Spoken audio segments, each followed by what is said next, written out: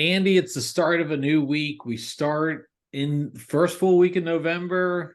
We're going to end on Veterans Day. It's a very nice week for us this week. How are you feeling? How's it going? Welcome in, for the week. How's it Yeah, going? November's a good month. New week's always exciting. Turning the page, one step closer to being back in spring, so that's always exciting. I was working out in my garage yesterday, Dave. It was just set the clocks back right. I was working out. It was like 5:30 p.m. It was pitch black Dark. outside. I'm not mentally able to handle it being dark at 5:30 p.m. It's just too weird. So we're just one step closer to spring. I'm happy. I'm good. Yeah, I don't like to rush through this period of time, but I will say the darkness did strike me too when I was driving home from work last night and it's about to say, and I'm like, wow, I got the lights on. Yeah. This is a very unusual time. And then I come home and walk the dogs and it's pitch black out, and you're like, what's going on here? But the extra hour didn't hurt at all, Andy. But True. That's true. But dark days, Dave, maybe somewhat of a broader motif in there. I don't know. all right. Well, okay. All right, Andy. So let's get into our roll through or roundup or however we want to do it. Let's start with the sports check-in, Andy. All right. You did not have a whole lot this weekend. How did you accompany your time It with no was Detroit Lions football? it was strange, It was strange not having the Lions game to look forward to. So I watched a little bit of the other NFL action. I just say your Cowboys made an exciting game.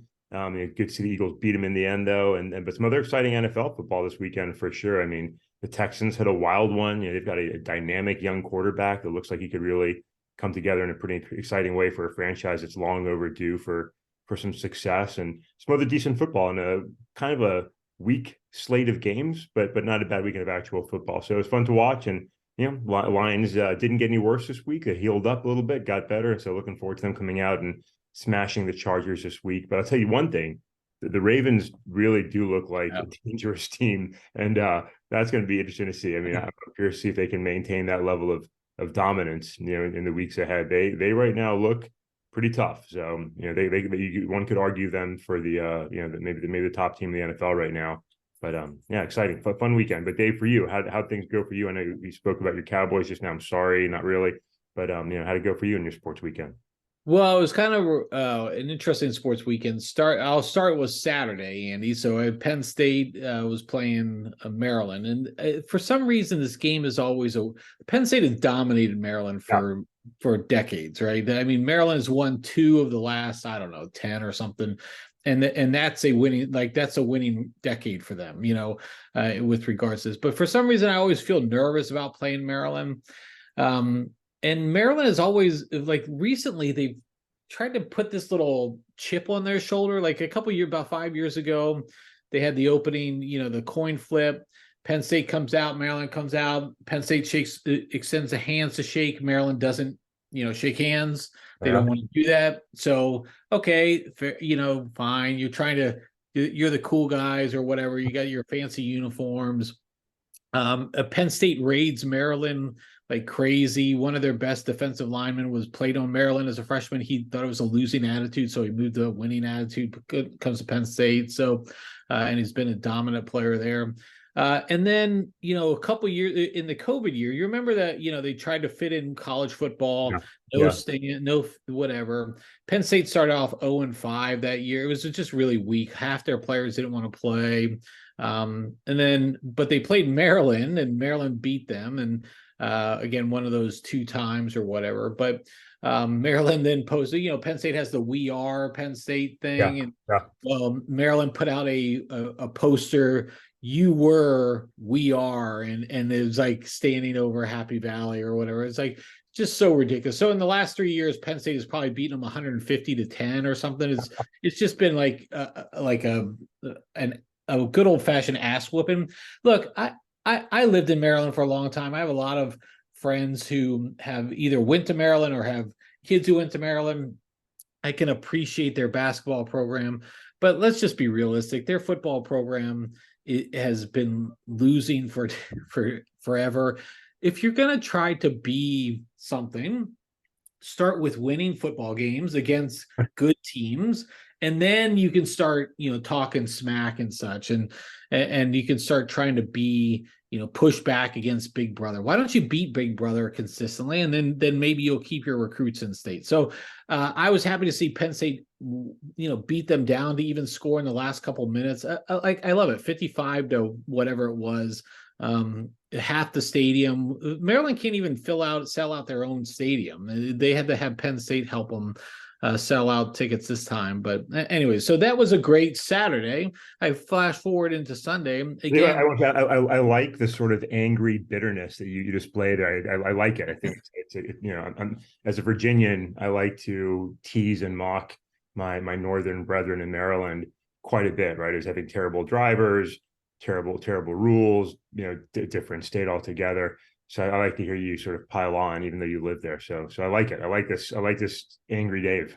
I got a lot of love for Maryland. Like I love the crab cakes. I love the crab feasts and stuff. I liked a lot about Maryland, but like Maryland football. Let's put it in perspective here, please. Come on.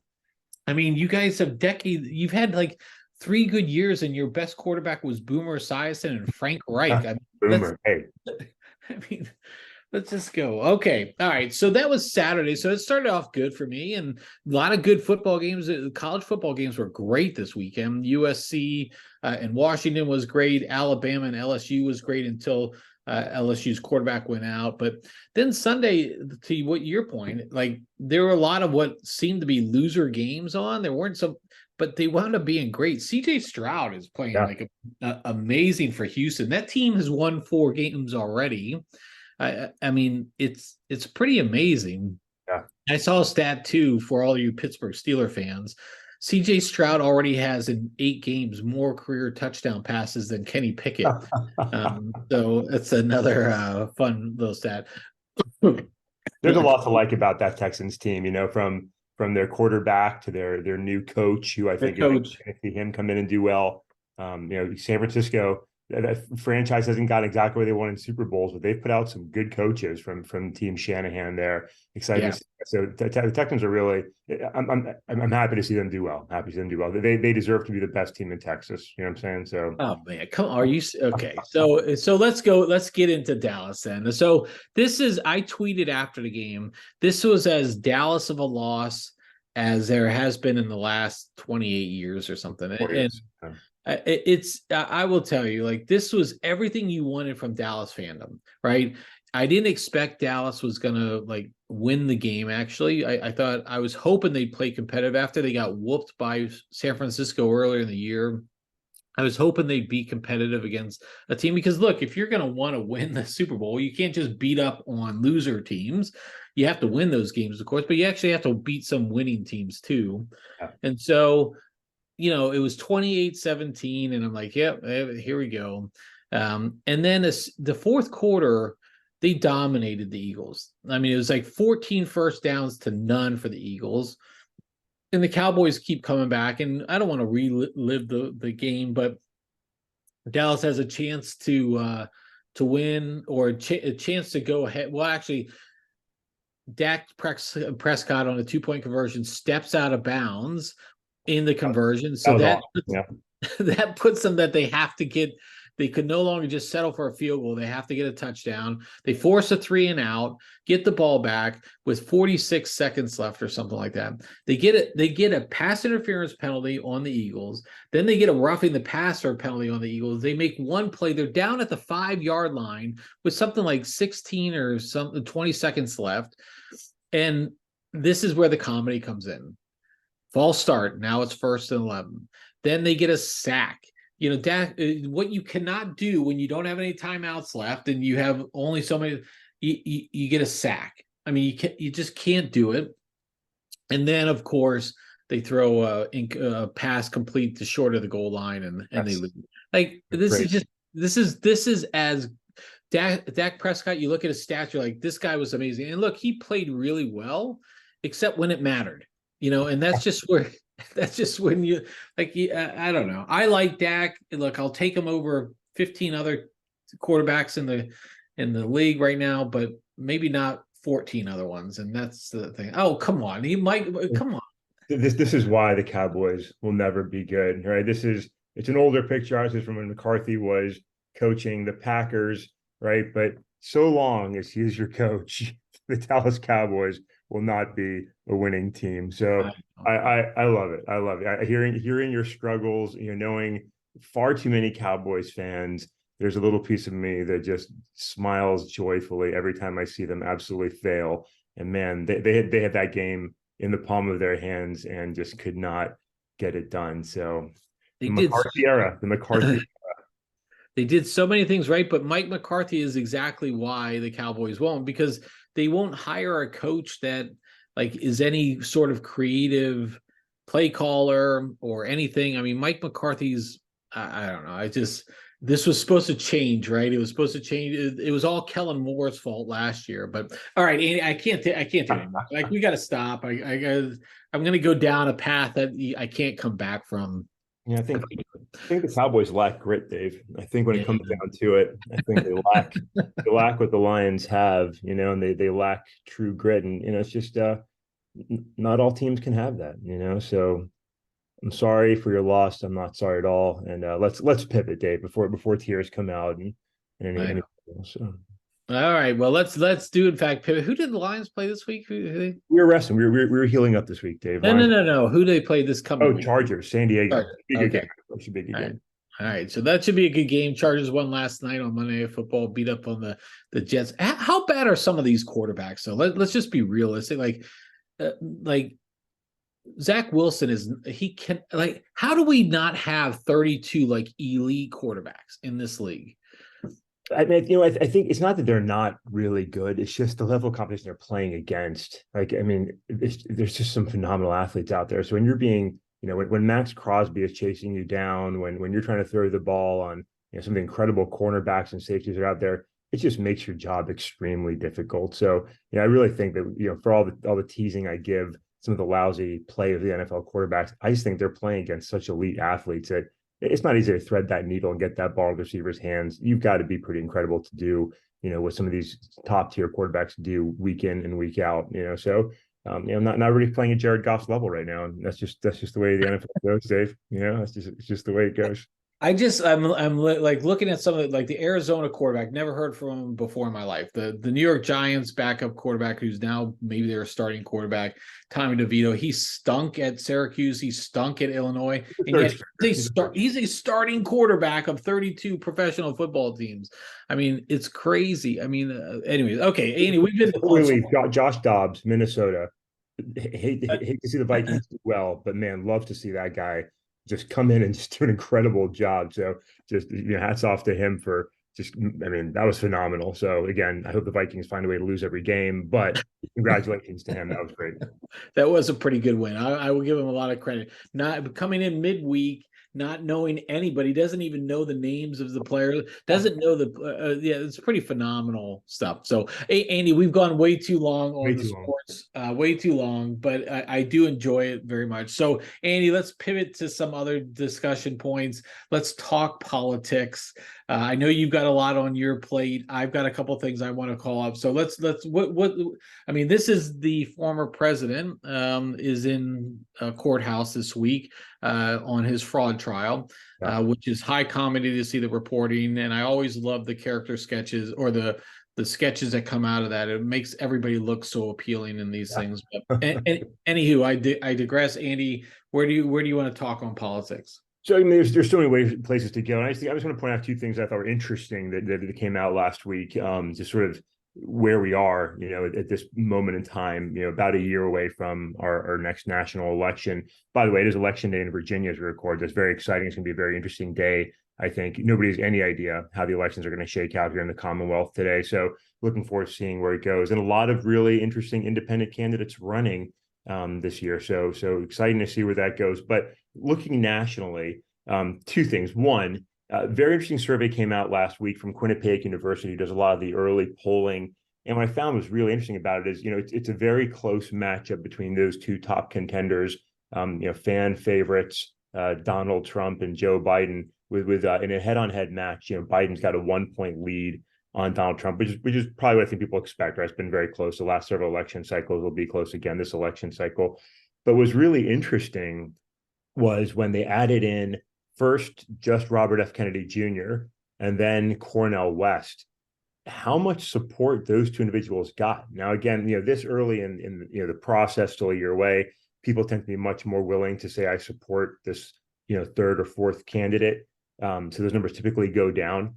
But I think it really shows how sort of hungry people are for anyone but Biden or Trump, right? So in the poll that included just Robert F. Kennedy Jr., Biden got 39% of the vote, Trump gets 36%, and Kennedy gets a rather impressive 22% of the responders' support. So I thought that's very interesting, right? I mean, 17, 14-point differences, Biden or Trump stumble, RFK could potentially pick up a lot of support there. So that was interesting. Then you add in Cornel West, who's running as an independent candidate, and Biden's at 36, Trump's at 35, Kennedy drops to 19, and West gets 6%. And I think even though Cornel West has some name recognition, not to the level that Robert F. Kennedy Jr. has, very interesting to see. He's if he could potentially be on the ballot and get some attention, there could be more folks leaning his way and sort of checking him out. So I think this early in the cycle, again, this doesn't include the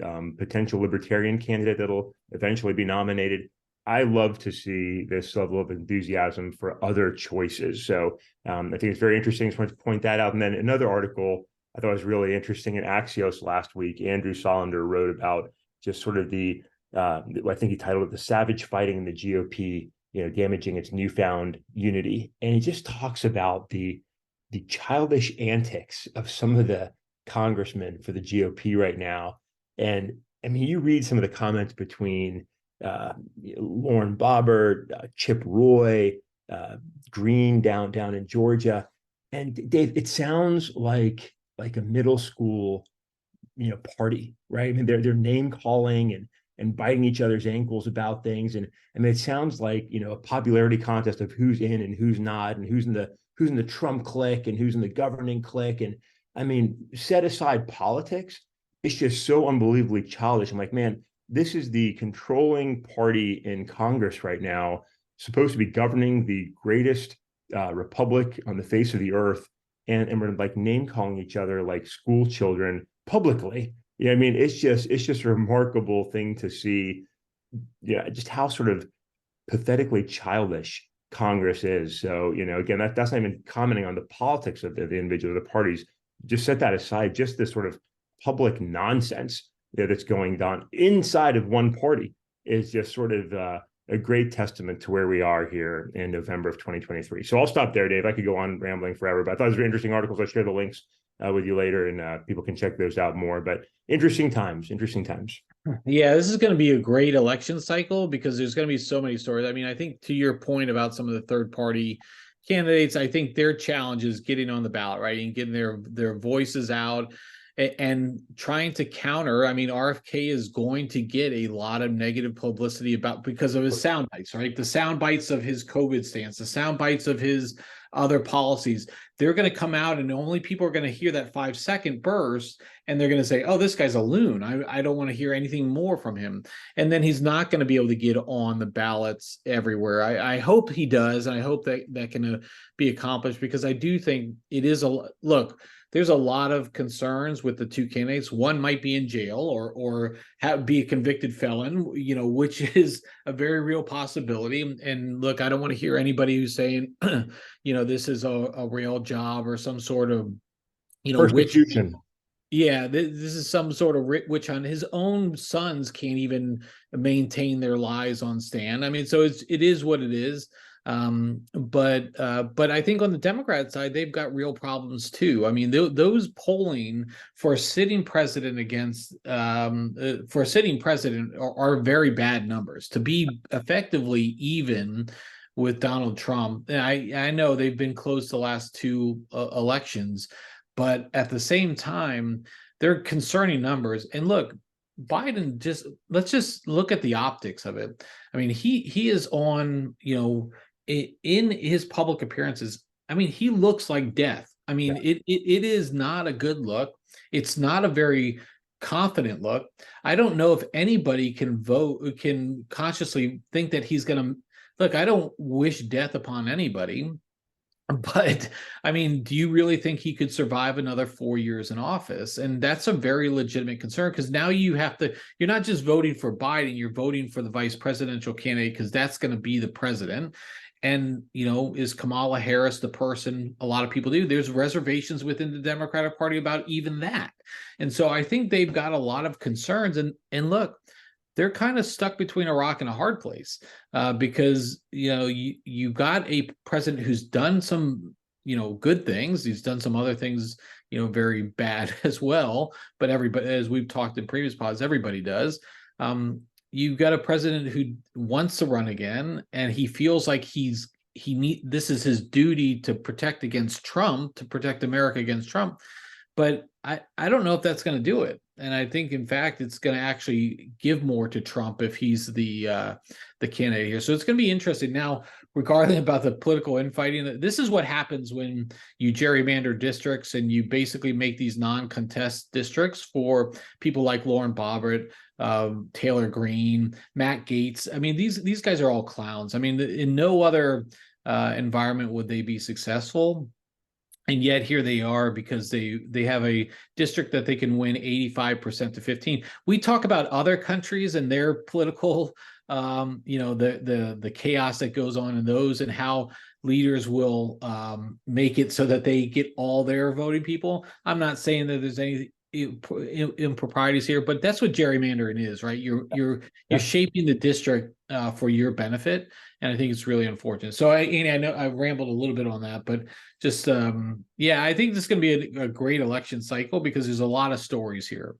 Yeah, and I mean, and for mine, I'm not a RFK enthusiast. I'm a multiple candidate enthusiast. I love choices, even if I don't like any of them, just that Americans can choose somebody besides, our A, B dynamic, right? Especially the dynamic that we have right now. So you bring up a really good point on sort of the Biden administration. I mean, there's been a lot of rumblings, I mean, for years on, should Biden run again?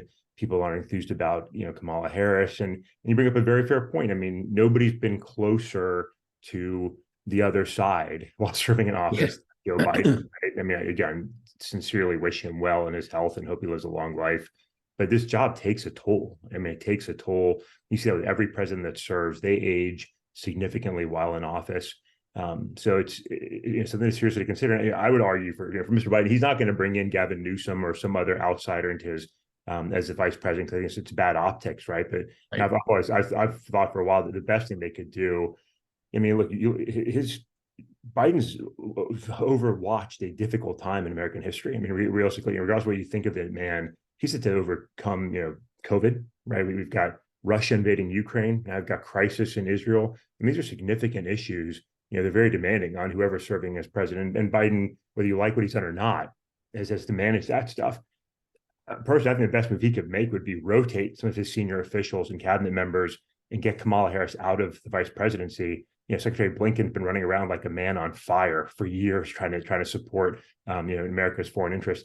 Maybe you slide that guy into like the Secretary of Defense role. You move the Secretary of Defense into your vice presidential role and give Ms. Harris a chance to bolster her international credentials as Secretary of State. There's some ways you can reasonably make changes that might be good for the administration and not necessarily harmful to his current vice president, right? There's some ways to manage that I think you can argue are in the best interest of the country and so forth. So I think he's got options. I don't know if he'll take advantage of those, but it'll be interesting to see for sure. Interesting times, Dave.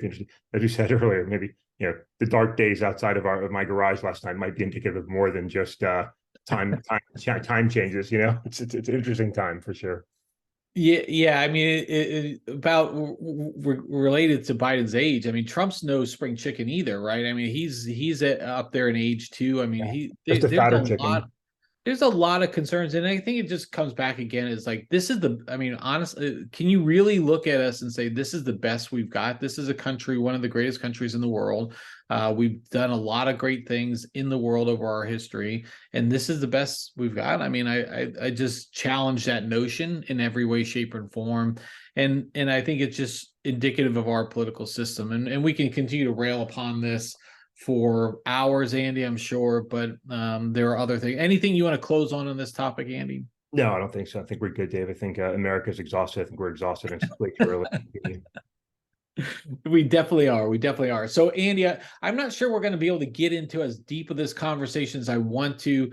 Maybe we'll start here and then we'll pick it up on our next podcast. But I want to talk about something I'm seeing on social media. And again, yes, that's a great source of credible information that comes out. No funny things at all, and it's just really reliable in every way, shape, or form. But I've seen a lot of these, posts and whatever memes about the Gen Zers. And look, we're men of a certain X, we're Gen Xers, we have our parents who are the baby boomers, and we have our own children who, millennials or Gen Zers.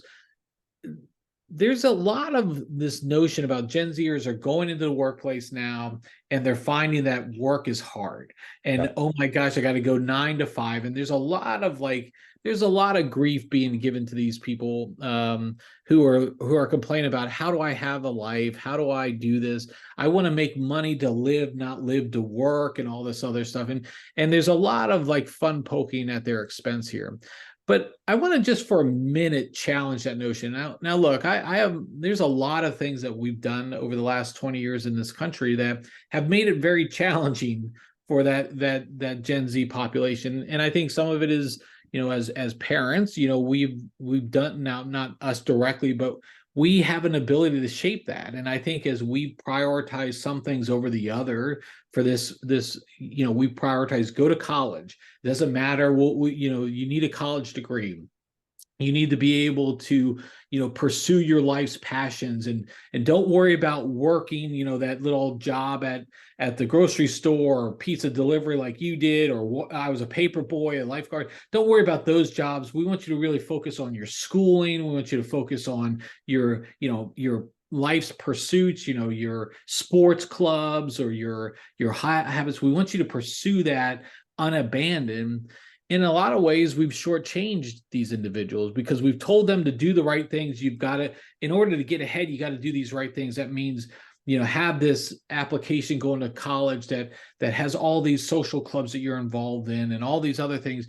It's a check the block mindset. And now you get into the workforce, and oh my God, it's a lot different. And they now have, high rent costs. I mean, think about the rent prices that for housing. It's not, you can't just go buy a place for, 1 bedroom place and it's going to be cheap. You're competing against other bidders at this point.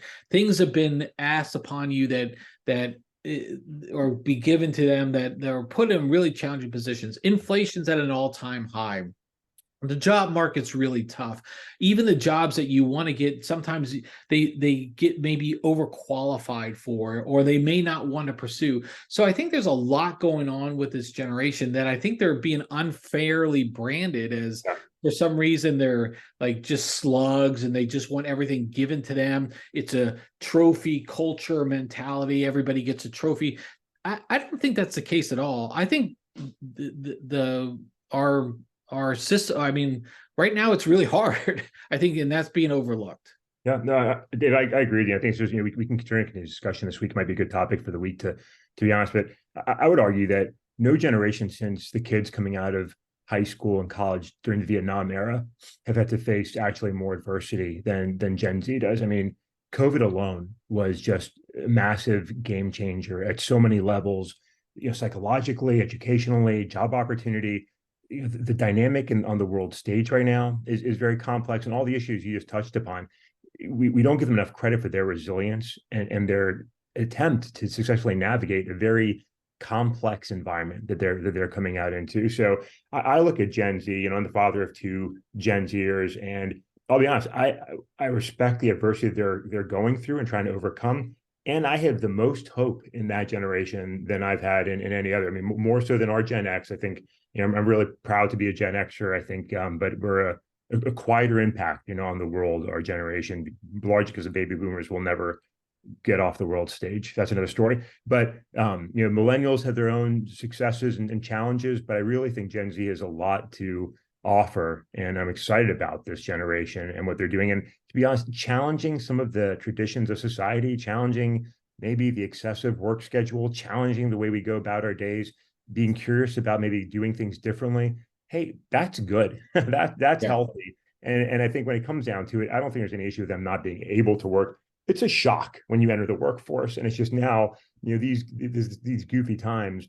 These kids put it on Instagram or wherever else, and it gets a lot of attention. A lot of times, purposely for attention, right? So kids have been whining about having to jump into a 40-hour work week plus since they had to make that transition from the coziness of mom and dad's couch or the college scene. That's just reality, and it's a bit of a shock when you first do it, no matter what generation it is, right? So I think there's a lot of stuff thrown at them, largely by bitter old folks that get off my lawn, right? Go get a job, and that's largely bullshit. So I think Gen Z has a lot to offer. I'll hold it there, David. Good conversation, maybe continue, but I think it's a bad rap for a great future. Yeah, I think let's pick this up later in the week, because I do think there's a lot more to talk about, like how some of these these economic situations are as such that it is very challenging, and I do think that there's, in some respects, to your point, I am very optimistic about this group. They are more connected to things and issues than I could say I ever was. I mean, I think growing up. So let's put a pin on that one, Andy. We'll come back to that later in the week, and we'll check in on that and some other topics as well. I do want to announce, I'll wrap up everything. I'm back, Andy. I'm back on Loki. So I'll talk a little bit about that later. A short-lived exodus, Dave. It was a short-lived exodus, and I'll make it very clear why, because this goes back to what I was saying a little bit earlier. I don't want all the competing stories and the competing, like, I had to watch this to know that, I had to do this, I had to watch 3 movies just to get prepared for this one episode. None of that. And plus, I love Tom Hiddleston. I think he's a great actor, and he does really great in this role. So we'll talk about my being back and what it means for the larger MCU as we go next week there, Andy. So sounds good, Dave. Sounds good. All right, Andy. With that, we'll wrap things up, and we'll talk with you next time.